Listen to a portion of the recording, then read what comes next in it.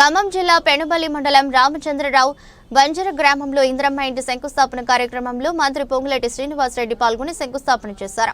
సందర్భంగా ఏర్పాటు చేసిన సభలో మాట్లాడుతూ సాధించుకున్న తెలంగాణ రాష్ట్రంలో ఎలాంటి అభివృద్ధి జరిగిందో అందరికీ తెలుసని, అధికారంలోకి వచ్చిన 15 నెలల కాలంలో ఇంద్రమ్మ రాజ్యంలో తెలంగాణ రాష్ట్రం అభివృద్ధి బాటలో నడుస్తుందన్నారు. ప్రతి పేదవాడిని ఆదుకునే విధంగా ప్రభుత్వం అండగా ఉండి పనిచేస్తుందని, ప్రభుత్వం ఏర్పడిన మొదటి సంవత్సరంలోనే 57,626 ఉద్యోగాలు భర్తీ చేస్తామని, రాజీవ్ ఆరోగ్యశ్రీ ద్వారా 10 లక్షలతో వైద్యం చేపిస్తామని తెలిపారు. దేశ చరిత్రలో ఎక్కడా లేని విధంగా సన్న వడ్లకు 500 బోనస్ ఇచ్చిన ప్రభుత్వం కాంగ్రెస్ ప్రభుత్వమని, రాజీవ్ వికాస్ కార్యక్రమాన్ని ప్రారంభించి నిరుద్యోగులకు ఉపాధి కల్పిస్తున్నామని పేర్కొన్నారు.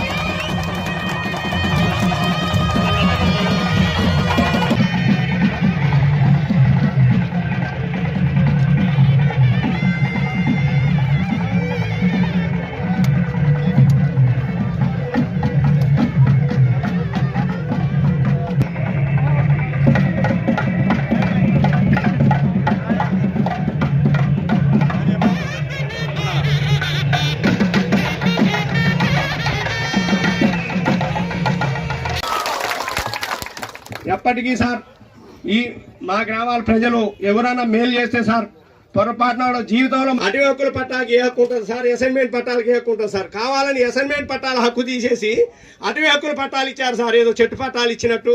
వాళ్ళకు కూడా అన్యాయమే జరిగింది సార్. ఈ గడిచిన 15 నెలలలో మార్పు కావాలని, అది ఇందిరమ్మ రాజ్యంతోనే సాధ్యమని, మీ అందరి దీవెనలతో తెలంగాణ రాష్ట్రంలో ఇందిరమ్మ రాజ్యం వచ్చిన తర్వాత ధనిక తెలంగాణ రాష్ట్రాన్ని ఆనాటి పెద్దలు 8,19,000 కోట్ల అప్పు చేసిపోతే ప్రతి సంవత్సరం నెలకి 6,500 కోట్లు అప్పు మిత్తి కడుతూ అభివృద్ధిని, సంక్షేమాన్ని, పేదవాడి కష్టాలు, పేదవాడి కన్నీరుని తుడుస్తున్న మన ఇందిరమ్మ ప్రభుత్వం, గౌరవ ముఖ్యమంత్రి రేవంత్ రెడ్డి గారి నాయకత్వంలోని మన ప్రభుత్వం చిత్తశుద్ధితో ప్రతి పేదవాడి కష్టాలు తీర్చాలని, ప్రతి ఆడబిడ్డకి ఇచ్చిన మాట నెరవేర్చాలని, ప్రతి రైతన్నకి భరోసా ఉండి రైతును రాజు చేయాలని, ప్రతి నిరుద్యోగ తమ్ముడికి అండగా ఉండి ఒక ఉద్యోగమో ఒక భృతో కల్పించాలని, ప్రతి గిరిజన, దళిత, మైనారిటీ, ముస్లిం సోదరుడికి, బీసీలకి అందరికీ ప్రభుత్వం అండగా ఉండాలని గౌరవ ముఖ్యమంత్రి రేవంత్ రెడ్డి గారి నాయకత్వంలోని మన ప్రభుత్వం అప్పుల రాష్ట్రం ఉన్న తల తాకట్టు పెట్టైనా ఇచ్చిన మాటను నెరవేర్చే దిశలో ఈనాడు మన ప్రభుత్వం పనిచేస్తుంది. నిజం, ఏదైతే ఈనాడు ప్రతిపక్షం చెప్తుందో ఎన్నికల ముందు మీరు చేసిన వాగ్దానాలు నెరవేర్చలేదు అని అనే మాట అంతా నిజం కాదు, కానీ కొద్దిగా నిజమన్నమాట నిజం. రాష్ట్ర ఆర్థిక పరిస్థితిని కొల్లగొట్టి ధనిక తెలంగాణ రాష్ట్రం అని ఆనాడు చెబితే నిజమని నమ్మిన మేము తీరా ప్రభుత్వం వచ్చిన తర్వాత చూస్తే ఏదైతే ఆ లంకె బిందెల్లో ఏయో నిధులున్నాయనుకున్నాం, ఆ లంకె బిందెల్లో నిధులు కాదు కదా, చివరికి మంచినీరు కూడా ఇవ్వలేని ఆ రాష్ట్ర ప్రభుత్వం, ఆనాటి ప్రభుత్వం ఈనాడు ఆ జరిగిన అక్రమాలన్నిటినీ సక్రమార్గంలో పెడుతూ, చేసిన అప్పులను తీరుస్తూ, చేసిన వాగ్దానాలు వీలైనన్ని నెరవేర్చింది మన ఇందిరమ్మ ప్రభుత్వం.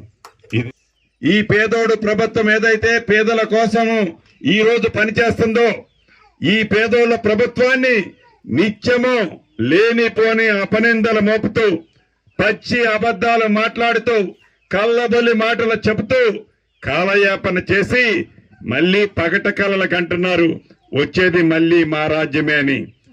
ఏమి మంచి చేశావని మళ్లీ నీ రాజ్యం ఈ రాష్ట్రంలో వస్తది అని ఈ వేదిక మీద నుంచి వారిని ప్రశ్నిస్తున్నాను.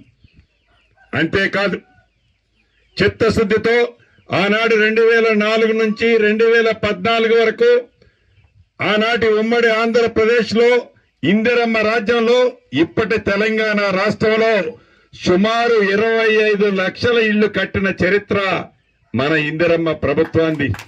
ఇందాక కట్టిన ఇందిరమ్మ ఇళ్లే ఈనాడు ఇక్కడ ఈ ఊళ్ళో ఉన్నాయి. ఒక రామచంద్రపురం గ్రామంలో కాదు, రాష్ట్రంలో ఏ మారుమూల గ్రామానికి వెళ్ళినా ఆనాటి ఇందిరమ్మ ప్రభుత్వంలో కట్టిన ఇళ్లు కనిపిస్తాయి. అదే పద్ధతిలో ఇప్పుడు మన ఇందిరమ్మ ప్రభుత్వంలో ఈ రాబోయే 4 సంవత్సరాలలో చిత్తశుద్ధితో 20 లక్షల ఇళ్లు కట్టే కార్యక్రమానికి శ్రీకారం చుట్టాం. ఇప్పుడు ఇందిరమ్మ ప్రభుత్వంలో దివంగత నేత రాజశేఖర రెడ్డి గారు శంకుస్థాపన చేశారు. గత ప్రభుత్వం ఈ ప్రాజెక్టు మీద ఎట్లా నిర్లక్ష్యంగా ప్రవర్తించిందో మనకు తెలియంది కాదు.